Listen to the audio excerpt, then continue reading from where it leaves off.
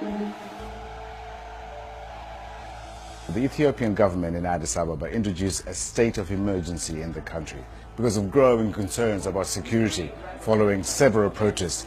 This is the first time a state of emergency has been declared in Ethiopia in the last 25 years.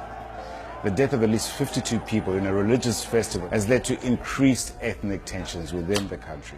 The activists claim that at least 500 people were killed, but the government denies this. This comes after one of Ethiopia's largest ethnic groups has been fiercely protesting against the government. The Oromos make up over a third of the country's 100 million population, and yet none of Ethiopia's past or current leadership has come from the Oromo region.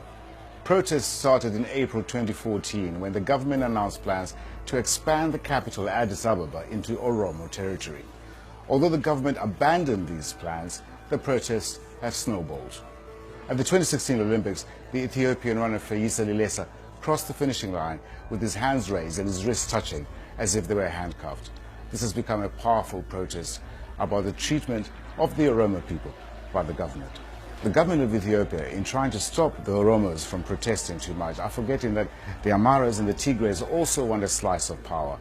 It's very difficult for a government that's been used for the last 25 years to no opposition within parliament to actually face up to the fact that this may actually be splintering into a serious ethnic fight within Ethiopia.